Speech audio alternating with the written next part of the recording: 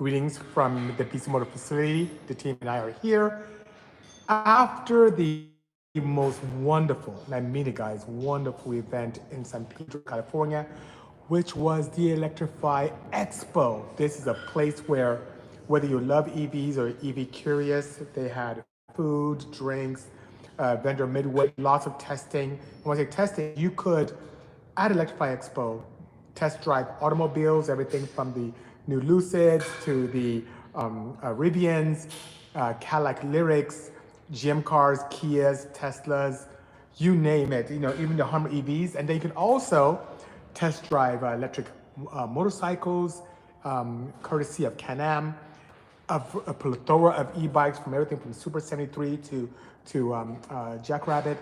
You also had the opportunity to play around with unicycles that are EV. It was great. It was a great event, which was fantastic. And we had the opportunity to display 4 cars there, which was great.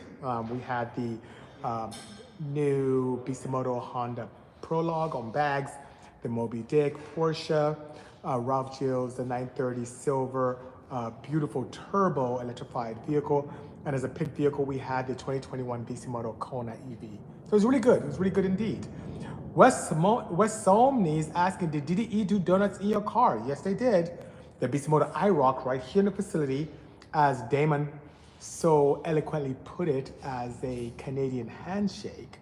And they actually did some crazy donuts, and I've never, ever given anyone the keys of my Porsches to do that kind of hooning with. It's a kind of similar color to the 72 vehicle right here behind me. But if you guys remember, look, I'm actually wearing it. So it's this right here, this vehicle right here without the wing, with the little iRock tail is what they did. Tarak Zoltan, all the way from Hungary. Thank you so much for joining. Cheers indeed. Tell me about your experience with Kaiser, says George Quattro Valvole. I will. Kaiser, whose nickname exists for the gentleman by the name of Kaizo Salim, is a very talented concept artist, especially in the automotive space. I met him as far back as 2015 in the Need for Speed franchise setup. Kaiser was a great guy, was part of that whole franchise with Electronic Arts or EA. We met, hit it off very nicely. I love his concepts and his creativity, and it's always been my goal to bring one of his creations to life. Fast forward today, he had a concept which is like a Moby Dick Porsche that was kind of whitish, greenish hue. And they made a dark black murdered out version of it, and we brought in, I think, 2022, I believe that happened. Anyway, he's a great guy. My interaction with him has been nothing but pleasant. He was here early in the year to take a look at the Moby's revamp in the championship white livery. He did some great photos with it. He's just been a great advocate for our community and our industry.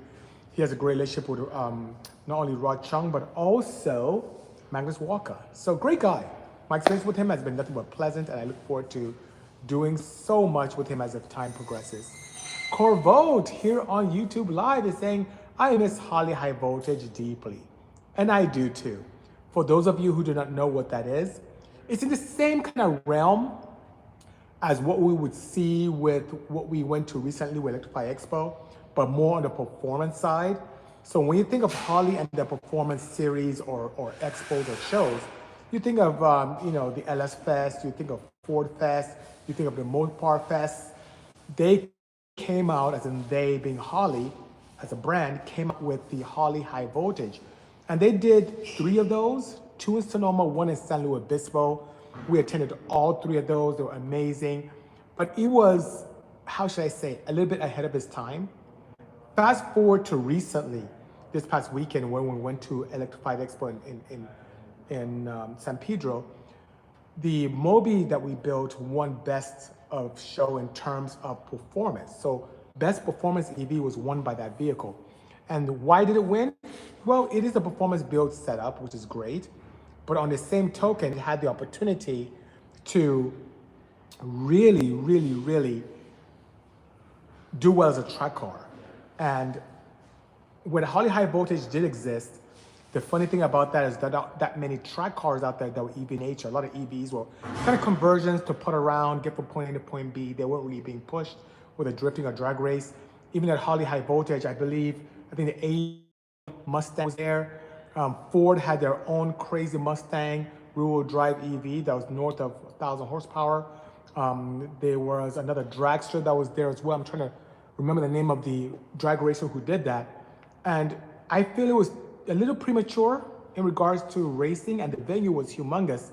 So I think Harley pulled back. I think they're regrouping, take a look at how the industry goes before they come back in, just from a performance perspective. Fast forward to this past weekend at the Electrify Expo. If you look at vehicles that were factory or mildly modified, and when I say mildly, yeah, they could have wings and body kits and airbags and wheels. I think even Jonathan and I here were talking about that, how a lot of those cars are just really just cars with wheels, you know, and slabs. And that being said, if you want to get to the nitty gritty of heavily modified vehicles for racing applications, there are not that many out there yet. They're growing every month, but they're not quite out there yet, despite the most amazing, how should I say, technologies that exist and opportunities that come by with EVs and how they can be a formidable drag race vehicle. Speaking of drag racing EVs, this coming weekend at the Pomona Fairplex is going to be the, God, it's just a miracle, Fuel Fest LA. So when you think of individuals like Tyrese from Fast and Furious, he'll be there. Cody Walker will be there as well. Quite a few celebs will be there. Last year we had this amazing opportunity where Exhibit showed up, and also trying to remember, what's the main character's name at Fast and Furious? Who? Tyrese. No, the main character. Vin Diesel. Vin Diesel, there you go. Thank you so much. So Vin Diesel was there last year. He may make a surprise visit this year, who knows? But this weekend, we will be there in the afternoon into evening at the Pomona Fairplex, which is great, amazing track. I'm gonna drag race one of my race cars there. It's gonna be amazing. So if you can make it come out, it's gonna be fantastic. Just, if you love music, dancing, food, cars, car show, racing, it'll have it all in one cool location that will fit all of us quite nicely. It won't be as convoluted as Urbandale, which just closed down recently. Motec N says, are you going to Fuel Fest? Yes, I am. It's so weird you asked that question. And I was just talking about it. Yes, I am. And for those of you who don't know, Motec N, beautiful car, who just won a lovely trophy at the most recent Spocom event in Anaheim. His Veloster N is absolutely gorgeous and has a lot of look and fast. So it's not show and no go, it's all show and all go. So I love that guy, I love his car. Love his car indeed. Oye Gadubed, hopefully I'm saying it properly, didn't destroy your name, from Chicago, Illinois. How long have you been in this practice? Wow. I've been working on cars officially since 1993, so it's been a while. Really has indeed. Hello, Eric Serrato. You're here, Eric, great guy. Thank you so much, Eric, for joining our Tech Talk feed here on Bisimoto Tech Tuesday. Eric's a fellow enthusiast who I've known for years. As a matter of fact, he bought my first drag car, my CRX. He bought that, and he does have it.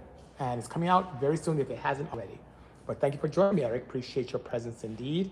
Just talking about all the cool events that happened, and one coming up this weekend, which is the Fuel Fest in Pomona, California. And whether you're in the tri-state area, come by. It is a place not to miss. Motec N says, I'll see you there. Look forward to interacting with you once again, brother. Thank you so much for joining. So why do I do this Tech Tuesday thing? I got some of those questions from this weekend when I had a panel interaction at Electrify Expo, and it's really to give back.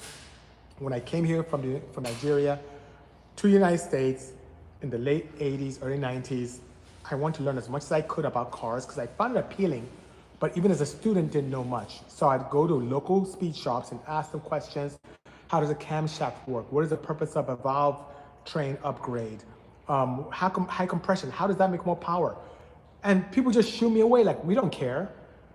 Get out of here, kid, or just drop off your car if you need work done, pay us and we'll have it ready for you. But I was curious about how things ticked. No one wanted to help me, with the exception of one individual by the name of John Concialdi, who took me under his wing, then later on Ed Iskandarian, then later on Laurie Dunlop, then later on Nick Arias Jr., and then Barry Meza, and all these people started, but JC, John Concialdi, founder of AEM, bless his soul, was the individual who really took me under his wing and taught me a lot and was my biggest influence to where I am today. So that being said, I'm trying to give back. I know how frustrating it was for me. I know how frustrating it could be for many of you when you're in a scene, whether it's a petrol-based vehicle or something that's based on alcohol or electric or hybrid, and you can't get questions answered and it's just kind of really frustrating. I'm here to be able to answer those questions based upon all the knowledge I have. Everything that I have done, no stone will be left unturned, no topic is taboo. I'm here to help. Scooby-Jew, interesting name. Give me my #1 gifter badge on TikTok. Thank you so much, Scooby-Jew. Appreciate that indeed. King Kronk says, could I daily an engine with wet sleeves? I had someone tell me it runs hot. No, you can. You totally can. Your cooling system is quite critical. A lot of performance applications do not have Siamese sleeves. So yes, you can. And even when they're re-sleeved to really help for integrity, many times those wet sleeves are left. Now, the cool thing about a closed deck or something that's integrated is that there's more stability with high horsepower applications. But yes, King Kronk, you can have fun. No problem whatsoever. Okay, wow, my podcast thing here is always misbehaving. I'm gonna try and see if I can reset it. Because guys, above and beyond being on Instagram and YouTube Live and TikTok Live, I do utilize podcasters from Spotify to really record and archive our interaction here. And it's been really misbehaving recently. I don't know what's going on with this application. And I just had an update this morning, so it's really sad. So I'm gonna try and record again. This will connect me to the studio and activate, so please bear with me with these slight technical difficulties. Let's see here. Your race here, I think I messed up here. Okay, here we go. Grand Civic CA says, your CRX race car. Yep, my first CRX, the nice Bisimoto blue, electric blue CRX is the one that my good friend, Eric Serrato, bought from me. It was in my garage at home in Hacienda Heights when I used to live there. And he came by, I think, to put in a charging station into my residence and saw the CRX and I was like, dang, you still have this? I'm like, yeah, I do. And it was just sitting there and I'm like, this thing needs to be erased. It's just been sitting here forever. Kind of annoying, just sitting here. He's like, BC, give me this car and I will freaking have it on the track like in a year. And I think I sold it to you for like, what, $600? Really cheap. And it's complete with a cage and certification, all that fun stuff. And I think he's done with it. It should be out any second now if it hasn't already. Charles6503 says, hi BC, I'm a fellow Nigerian and I love your content. Thank you so much, brother. I appreciate you. And for those of you who do not know, yes, I'm from Nigeria, West Africa. I am Igbo, that's my tribe. I'm from the southeast area, almost coastal, and I love going home. I'm gonna try to go home this year, and if not, definitely early next year. But thank you so much, brother, for joining, and we need more Nigerians to come into and embrace our cool automotive culture. I think it's great. Do you still own the wagon van, says Tyler James. It depends on which version you're talking about. Tyler James, V2 is here. I was just working on it this morning, doing some testing with some ECUs. The first version 1, which is a front wheel drive D series that made 726 horsepower. That, by the way, guys, and that's the weird thing about our Honda industry, where I love my industry, but some of the people who are part and parcel to that scene are very, very challenging. When I first built that car, I was attacked like crazy. Guys, the average person probably would just left the scene like, I'm done with this is ridiculous, or just deleted his posts. People were vicious against me, nitpicking every little thing that I did on that car to really push the envelope to make a lot of power. And by the way, my goal was to make 600, maybe 590. And that came in the wake of the Castrol Syntec engine challenge, where they got a bunch of us shops together and we're supposed to build the most horsepower per displacement, with the reliability being key. And then the winner of that competition was AMS. AMS, great guys from AMS Performance out of Illinois, but one of the employees was talking crap to me saying, why didn't I build a turbo car? Is it because I don't know anything about turbos? And I said, no, because we're supposed to have a torture test. And I knew that all motor natural aspirated setups would fare better in said competition. And the competition never happened, as in competition for the torture test, to beat the engines up for hours after hours, cycling between peak horsepower and peak torque for hours to see until you expired, or until your engine lasted for like, I think it was like a 10-hour or 6-hour grueling test, but we never did a test. So If it was just a full power output, then great. I would have done a turbocharged application as well, but because it was a longevity component, I'm like, natural aspirated, using atmospheric pressure was the way to go. Well, guess what? We didn't win. We did do better than the VA guys from ACE Engineering out on the San Bernardino County area.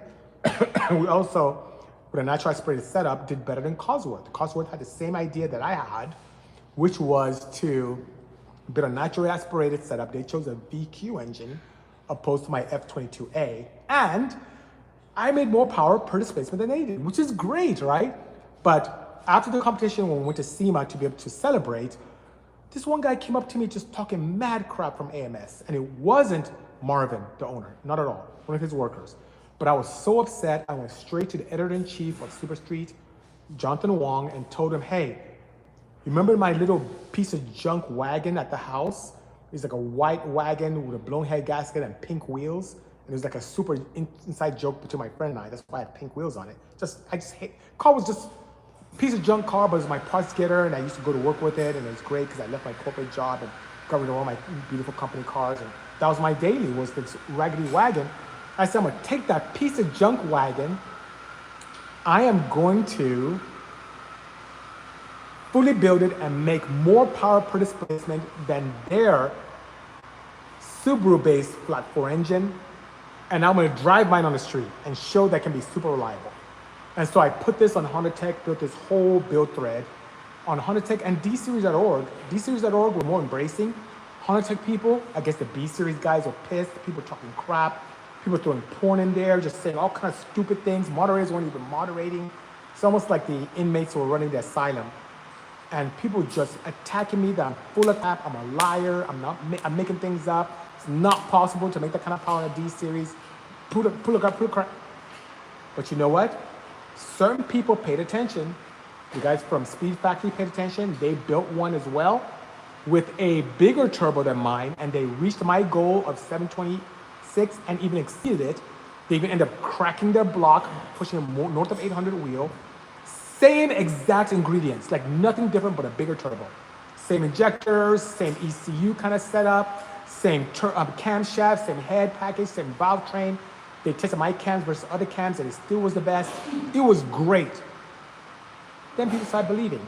So I know it's a long story to a short question about the wagon, but that particular vehicle was one that was so amazing for us, created so many great products, showed the potential of the D series, and became a recipe for high performance, reliable D series power. Fast forward to today, after parting that vehicle out because people kept trying to steal it, I built a version 2 under the tutelage of Chris Mady from KNN/AEM Filtration. And the version 2, similar blue, similar orange wheels, similar white wheels, similar orange side mirrors, but the difference is this new one has a K-Series K24Z3 setup with a sequential gearbox, and it's all-wheel drive, so a blast. And waiting for some paperwork to come through from the DMV, but our goal is to be able to raffle that off as a giveaway.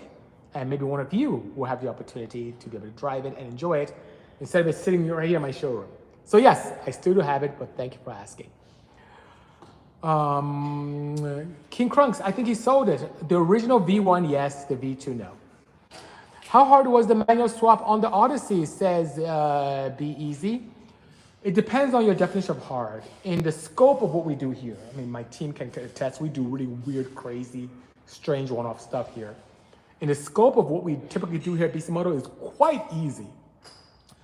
In the terms of someone who's just an average enthusiast, it may be a little bit challenging because you have to figure things out. So I did remove the factory automatic gearbox from it. Since the bolt pattern is the same that you would see in an Acura TL Type S, I used the Acura TL Type S gearbox bolted to the factory engine that's fully built, of course, and sleeved and all those fun stuff. And then was able to incorporate a manual flywheel, of course, and an Ironman clutch from Action. And the thing is amazing. Now, what are some of the biggest challenges? Was really finding a combination of axles, because at the time I didn't have a relationship with drive shaft shop, so I had to kind of make something work with factory, and we had a very short timeline anyway, 7 weeks to build this car. So I remember that one side, on both sides, we had to use the input shafts of the manual Accord, but you were able to use the factory axles of the 2014 Odyssey. So that made life a little easier for us not to be able to have to do custom axles. Then the shifter assembly was quite interesting. When you place it in normally, like you would, I used a shifter cable assembly from a Civic 9th Gen SI. When I bolted it in normally, the shifting pattern was reversed. It was upside down. So instead of first being forward, first was backwards, and second was forward. So I kind of had to play with the orientation to get it to work right. Had to put a small aperture in the firewall to allow for the cables to go through. And then I would say the two biggest fabrication challenges were a hanging pedal mount for the master cylinder on the clutch, and then to also make bracketry to hold the 6-speed shifter from the Civic EP, right? The EP that had the shifter kind of on the firewall area. It's quite large base, but we're able to use that and put it in the factory location. So by doing that, we had to do a bit of a lattice of a mount that could mount to the factory setup somewhere behind the dash with the dash out and protrude through where the factory buttons would sit for the park, reverse, and neutral, and drive of the factory Odyssey. So it feels very factory. So when you drive my Odyssey, you have the steering wheel, and right to your right, your left, my right, right to the right of you, the shifter is like very natural. It's just right there next to the steering wheel. It's so natural and looks OEM, looks factory with a little leather boot that matches the seats courtesy of SOS Customs. It's just really good indeed, you know? Do you like Porsches? I can't tell. A little bit. I guess it's the same by what we're surrounded by here. Red Porsche, blue Porsche, silver Porsche. Behind that, you can't quite see, is the Rolls Royce right there, right over there. Anyway, so yeah, I do. What has been your favorite build you've ever done? I can kind of divide that into 3 parts. And what I mean by that is I have a favorite car I built that was so challenging, I got sick, but till today was my most popular build ever. And that's the Bisimoto Odyssey, of course, which is fantastic. The second, in terms of how it really allowed me to create a lot of products and be a test bed for a lot of technologies here in Bisimoto, which is the Stitch, you're gonna call Stitch. It is the 2005 Honda Insight, which is my drag car that broke tons of records that still exist till today. And it's in my showroom here. That was really a fun build because I just love creating and figuring things out. And last but not least, the K3V. You know that crazy pink and gray Porsche 935 Kremer that I put together? That's my first electric conversion. That thing opened my eyes to the beauty and just performance of EVs. Prior to that, I didn't want to touch one. I didn't want to sit in an EV. It was just freaking annoying. I didn't want anything to do with it. I reluctantly learned the technologies and didn't know what to expect and drove it here, the back of the shop for the first time, and it blew my mind and made me an advocate overnight. So those are the 3 cars that are my really popular ones that I would say my favorite builds. If I had to choose one out of all of them that reigns supreme, just because of how much blood, sweat, and tears went into it and allowed me to really shine as an engineer and figure things out, I would say it would be the Insight. The Insight. That really pushed the envelope and allowed me to take an engine that no one cared about, the F22A non-VTEC.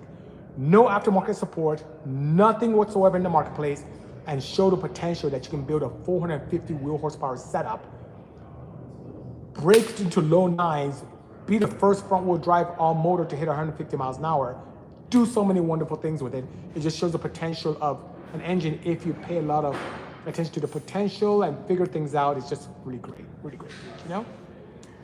Okay, I think I missed so many great questions here. Forgive me, guys, I get so crazy. Hello, Just Eases EF, thanks so much for joining. The 10 Gen, no 530 yet, so sorry. I got it, BC, autocorrect, I got it, no problem, Just Eases EF. Ask him to bring to Fuel Fest for show. I'm bringing 2 cars already, so it's gonna be kind of interesting. AMS used an Evo engine and compound turbo setup. Oh yes, it was an Evo. I knew it's something Mitsu based, so I'm sorry, did I say Subi? My apologies. You're right, it was an Evo engine. And from what I gather, that Evo engine was one of their drag setups. So the purpose of that Castrol Syntec show off or showdown was to build the most power possible using their lubricants and assembly accoutrements, and then doing a torture test to see what would survive at the end. And my take, as they interviewed me during the 6-part series, I think it was 5 or 6-part series, I said, you know what? I'm not worried about the competition. There were, I think the guys from G Dimensions built something that was boosted. I think they did an SR20 DET. The guys from AMS did the Mitsubishi, you're absolutely correct. There's someone else that built another boosted application as well.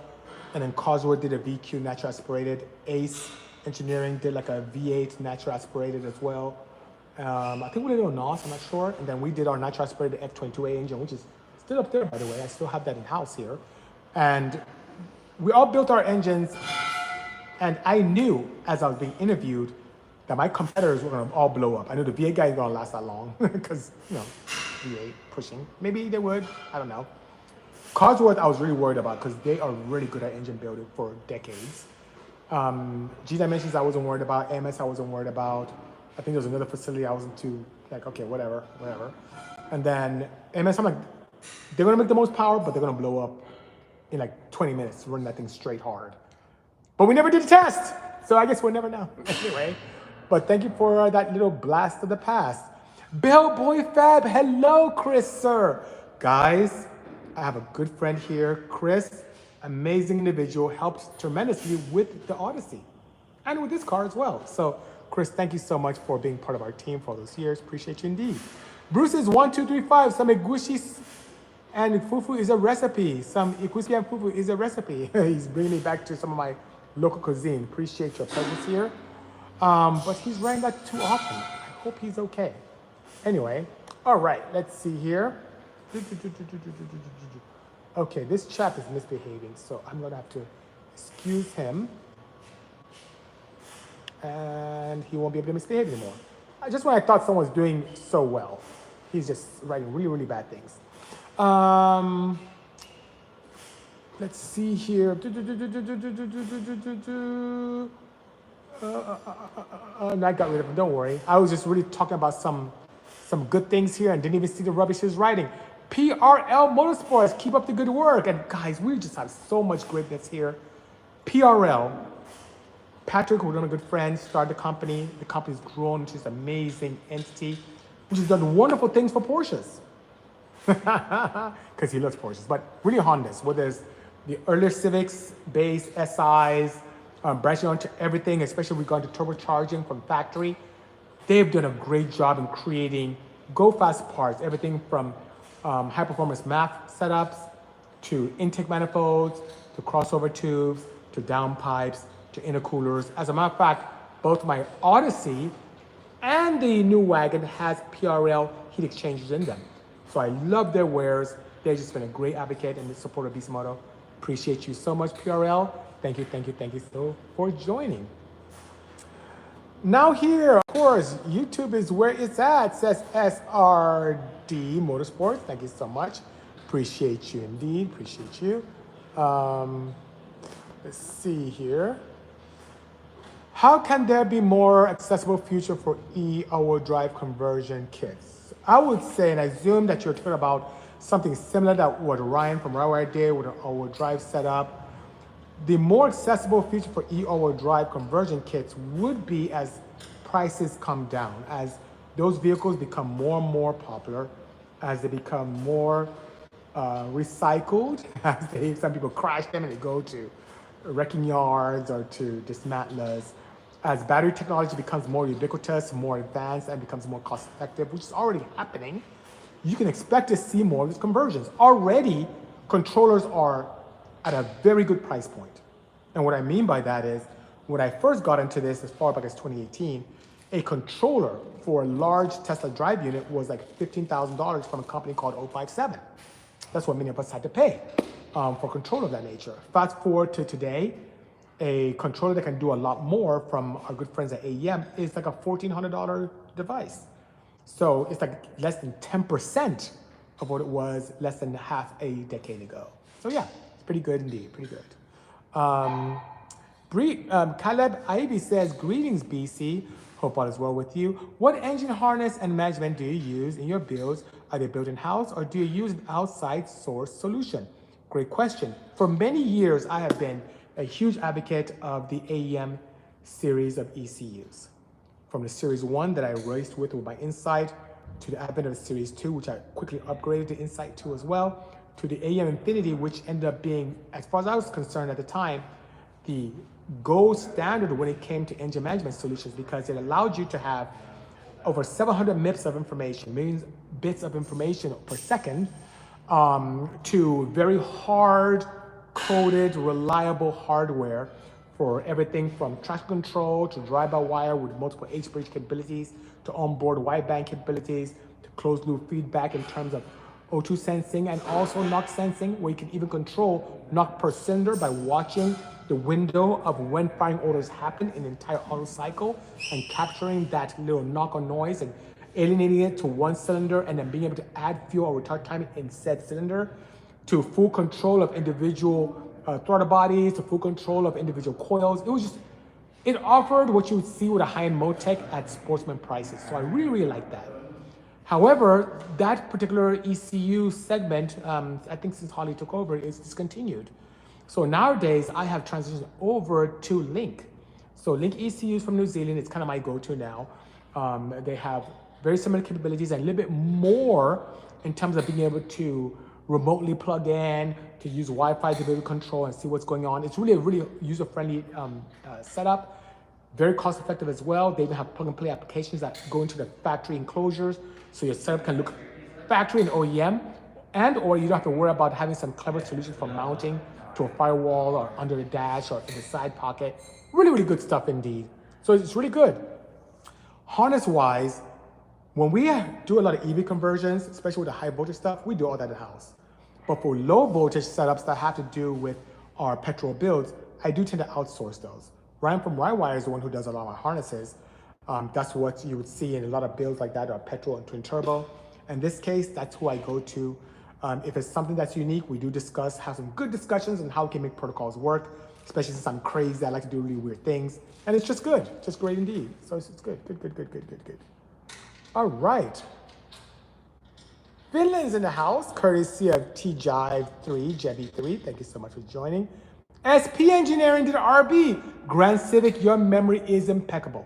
That's the other facility that I didn't remember. SP Engineering, you're right. And I think Ed was there as well. And he was the main builder there. And they did a turbocharged application too, with an RB26 Nissan base. Yep, that is correct. That is correct indeed. Elmer, Uncle Elmer, hello brother, how are you? Elmer is a great advocate for me during all my drag racing years as well, my petrol setups, which is pretty decent. You know, it's really nice indeed, you know? Which one needs to get gap, brother, says Cali R35. I don't know what you're speaking of, but please do share again out on TikTok.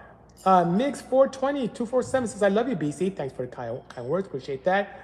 ES8 on TikTok. Give me a lot of hearts, lots of love, appreciate that.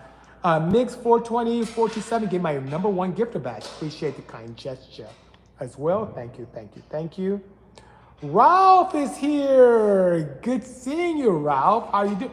Ralph has been such a great advocate of my program from back in the day with Nemo to Stitch to all my Porsche builds. He's just been great. So thank you so much, Ralph, for being such a great advocate of our program. Appreciate you indeed. Real R. Dot says, thanks for getting rid of him. Yeah, people are just rude. I think I have an idea who that could be, but nonetheless, good riddance. EJ Nar 1808 says, hey BC, hello, how are you? Thank you so much for joining. Twin Turbo Big Block by Lowrider. It was a good issue with gold of all the engines. Yes, that is correct. Somehow I knew it was V8. I think it was LS based. I didn't remember if it was nitrous or turbocharged, but yes, thank you so much. Love your work, man, says Real R. Dot. Thank you so much. Can't do this without my team. I guarantee you the best is yet to come. Got a #2 gifter badge from ESS8CH. Thank you so much. And give me a #1 gifter badge. Just the generosity is uncanny. I appreciate that. Project EG2 sent me a digital rose. Wow, so much love here. Thank you so much, guys. Appreciate that. I missed the Odyssey, says BTB B3RT. I do miss that too. I was just talking to the team this morning that our goal really is to take that, if we're allowed, and don't hold me to this, to the upcoming JCCS. So the Japanese Classic Car Show is a mecca, place to be if you love JDM, even USDM Japanese classics. The Odyssey is a 2014, it's a little bit newer, but guys, girls, I'm really getting almost tired of having to answer, where's the Odyssey? Every time I go to JCCS. So this year, by the grace of God and the powers that take care of JCCS will allow me, I would love to have the Odyssey on display there. Even though it's a newer Honda, it has a lot of old school technology in there, mixed with some new school tech as well. I would love, love, love to have the Odyssey there, which is good. You know. So we'll see what happens. I'll keep you guys posted. Thank you, BC. Great information, says Caleb Ivy. My pleasure indeed. Ralph is here as well. Wow, Ralph is everywhere. You're all over the place. Thank you, thank you, thank you, thank you. Ralph says, I can brag. I ordered a level X grind on your website when it was just a front page of Stitch. Yes, old school. Appreciate you indeed. Bisimoto is the best, says the M. Jordan. Your time is greatly appreciated. Thank you so much. Let's see. This is War. Am I saying this properly? Warziciel. Hello. Thank you so much for catching our live. Appreciate you. I want to say hi to you as well. You're awesome. Take care as well. Thank you so much. Appreciate that. 100% says PRL. Appreciate you. Wish they made stuff for the RX platform, says Real R Dot. The only thing I have for RXs here will be some custom camshafts, some lubricants, valve springs or retainers, clutches, and engine management solutions. Whether you want to plug and play for a K series, or you want something that's like a K Pro, we can get you going. No problem whatsoever. Okay, let's see here.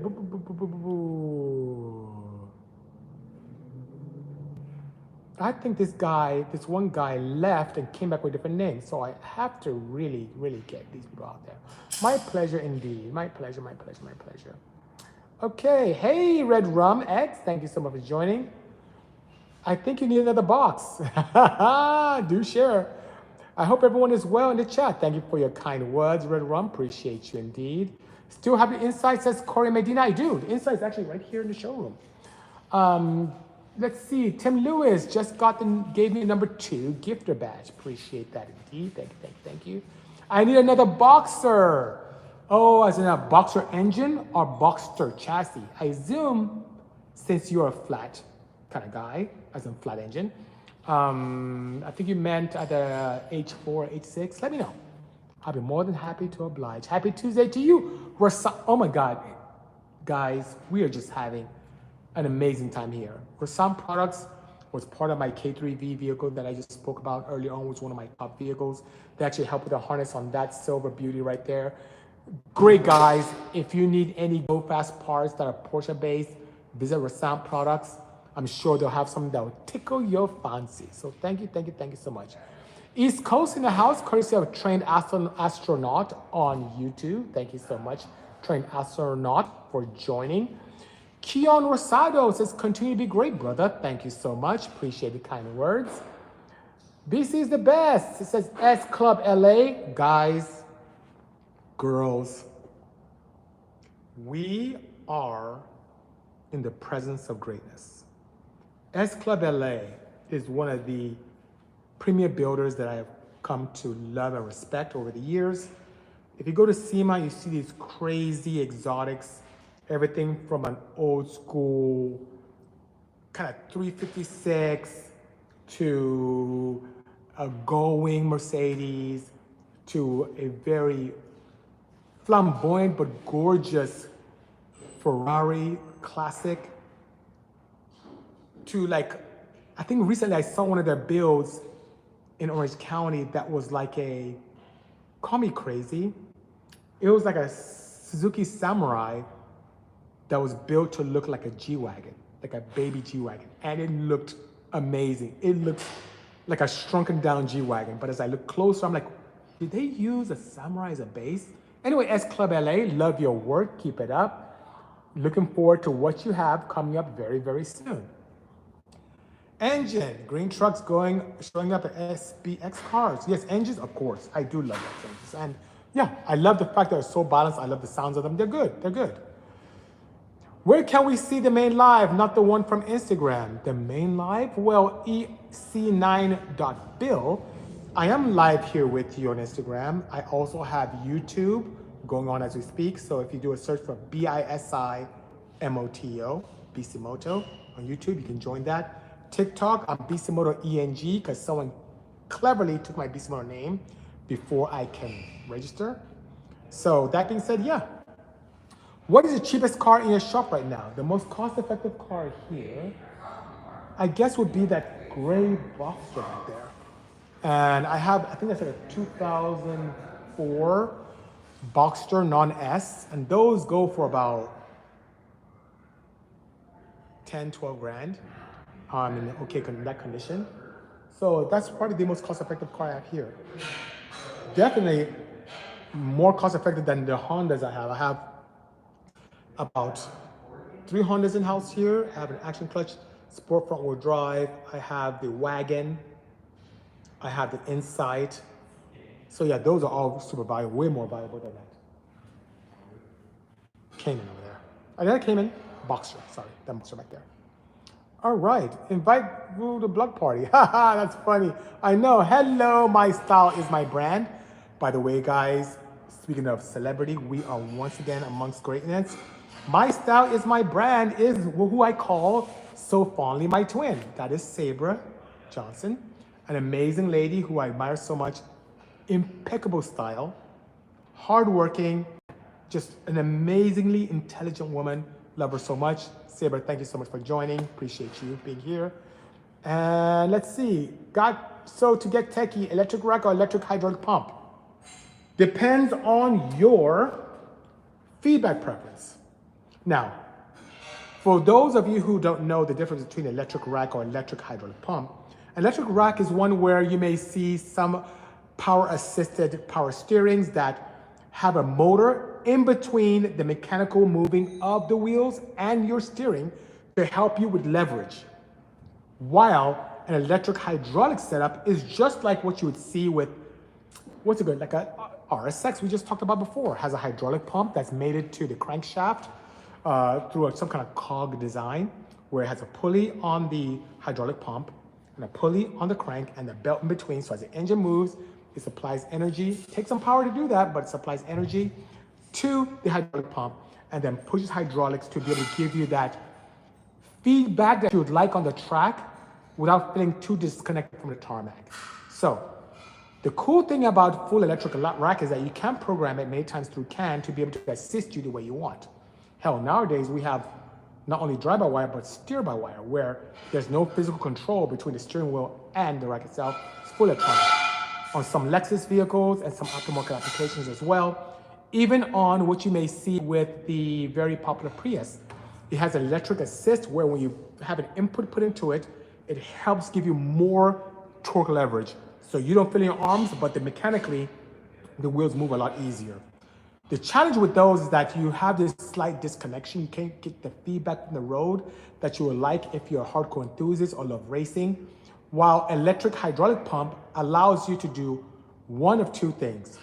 It takes away the power that you have lost having a direct cog to a crankshaft. Yes, we've seen 6 to 8 wheel horsepower on just running a power steering alone. And you want that to be able to go towards your acceleration capability of your car. So you want that horsepower available to you, not going to a power steering setup. So electric power steering, even though a lot of them put a lot of amps, like what you would see from an old school Volvo, or what you would from an S80 Volvo, or what you would see from, let's say, a Toyota MR2 from the AW11, those are hydraulic pumps that can pump like a mechanical pump would, but using high amp electricity to do it DC, instead of using hydraulic pumps that you may have with a direct physical cog to your engine and taking away power. I prefer on my track car, and I do have it on the center seat Boxman up front, the MR2 hydraulic. Also on the Rolls-Royce EV that we have, same thing. What that does, at least on the Rolls-Royce, it keep my rack lubricated and helps it feel like factory, but it doesn't have, since that car's EV now, it doesn't have the need to have a direct cog to something mechanical that turns it and presses the pump. On the race car, I just want that feedback that feels more authentic to me, opposed to something that's a little more divorced. Hopefully that makes sense. I remember you used to live on Vermont and Artesia in the city of Gardena, says Josh Maris. Yes, I did. Wow, impeccable memory. I was just talking about that place with the kids earlier this week. Yes, I used to live right there in Gardena off of Vermont, next to the 91 freeway, almost the 91 and 110 interchange. When I moved there, I liked it because it was a bit of on a cool road. I could have fun and easily to get to and find. Until I slept there for the first night and I could hear the entire freeway. There was no sound barrier between me and my room. So it was horrible. Next time, I swore to myself, as I look for a home, I would go at night and hang out and listen to it, because it took me a few days to get used to the constant, especially morning and late night traffic on the 110 and 91 freeways, and we were so close to it. It was quite crazy indeed, you know? Any incoming plans for the prologue, says Teto Package. Hopefully I said your name properly, or Teto Package. I own a 24-hour drive touring myself and excited to see the industry leaders such as yourself elevating the platform. So far, I have had the opportunity to assist with the 2024 Honda Prologue, which is Honda's first foray into full EV performance. And that vehicle is quite nice, very spacious, has a lot of Honda DNA in it, which is a grazing, CarPlay, all the things you expect from Honda, very nice. The outside is beautiful indeed. I have a very gorgeous color known as the North Shore Pearl, almost like a teal color. And we put some nice 22-inch bricks and forged white wheels on it that has two different designs on front and rear. And then some orange mirrors, kind of mimic the wagon we just talked about earlier on, which is pretty cool. So that being said, we were able to come up with a cool yoke steering wheel design for that, and a new suspension with our friends from Air Ride Equipment, Universal Air, and Airlift in combination to make something that's almost a bolt-on affair. If you're somewhat mechanically inclined, you can bag that vehicle in a weekend, which is pretty cool. Now, it's weird that you asked this Toto Package, because I just put a submission yesterday evening to American Honda for a version 2, for something else a little different on the Prologue. And I'll try not to give too much away, but I have never built an overlanding vehicle, and I've seen that many of you want to see us build something that's off-roady. We're going to play around with that and make things happen. I'm going to get some water, guys. Give me a second.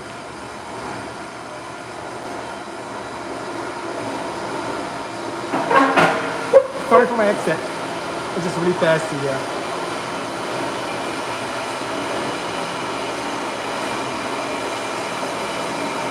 That's good.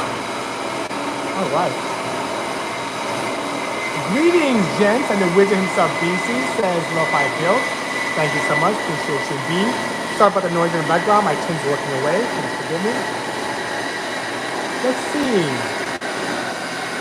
Bunta 9086 has a very good question. Says, with the idea of fully electronic EV vehicles, what are your thoughts on AI control rather than person-driven vehicles? Well, I'll show you my thoughts. In 2017, hopefully you guys can hear me okay. In 2017, I had the opportunity to go to CES. CES is the Consumer Electronics Show in Las Vegas, California. Las Vegas, Nevada. I wish it was California. Anyway, and that's when I saw all of my partners, American Honda, Ford, Porsche, Nissan. They all had booths here at CES, and they had electric vehicles in there. And that's what forced me to kind of learn that technology. So that being said, when it comes to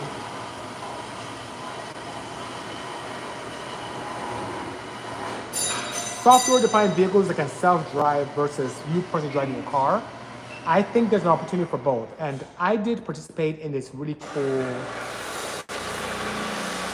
demo with Toyota where I went to CES in their booth. I sat in this simulator that was half a real car and the screens, and then it flashed me so many different types of scenarios in front of me. It showed like shopping, driving, a closed course, racing, canyon carving, all these different scenarios like a very short, like blast of information, right? Through a screen in front of me. And then I guess it recognized my pupil dilation and my facial expressions. And then somehow AI was able to determine that I liked driving and I didn't like shopping. So, which is so true. So what did it do in this demo? It had me sit down. I was able to do work on a laptop or on my phone as it drove me around town to pick up, which was already paid electronically anyway, pick up some clothes to wear for a function that evening to go out with my girl. And then later on, the drive took me to like what looked like almost Angeles Crest. And then the steering wheel came out from the dash and came into my hands, and I was able to drive and have fun. And then at the base of the highway of the canyon, the steering wheel went away from me again, and I was able to relax and turn around and just keep working, and it took me back. So to answer your question, I see the benefit of what Toyota is trying to convey. The opportunity for both. The opportunity for both things to happen, where when you're in a place where you want to have fun and drive in canyon or on some windy roads or at a racetrack, you have full control. But if it's time for you to go home and do things that are like kind of just not as fun, like just driving from the racetrack to your residence, or going to the market, or going to church, or going to the theater, you can get your phone, do some work, catch up while it self-drives you. So I see benefits of both. I'm telling you guys, when it comes to propulsion and enjoyment of vehicles and even customization, the future is bright. Lovely Bill says, J series has VTC. The most common J series that you will see in, let's say, the Odysseys, in the Ridgeline, they have VTEC as a cylinder management control. Like it's almost like VTEC is used to cut off cylinders to allow for better efficiency. So instead of being a V6 and having the fuel consumption of a V6, it will shut off 2 cylinders, sometimes 3 even, and make it act like a smaller displacement engine to get you better mileage. Lino on TikTok gave me my number 2 gifted badge. Appreciate that indeed. And with that, guys, I'm gonna head out. It's almost an hour that's gone. How crazy is this? So I do have to get back to work. But guys, it was a pleasure interacting with all of you. Thank you so much for your great questions. Thanks for putting up with all the nonsense that happened in today's show as well. But nonetheless, really appreciate each and every one of you. Look forward to seeing you next week. And please, please, please, if you're close to the Southern California area, come out to Fuel Fest. I'll be there with the team. It should be fantastic. We're gonna have a good time displaying. We're gonna be racing as well. Buy your tickets, come out. Anyone 12 or below is free with a paid adult. So bring the kids, enjoy. See you soon. Take care, everyone, and God bless.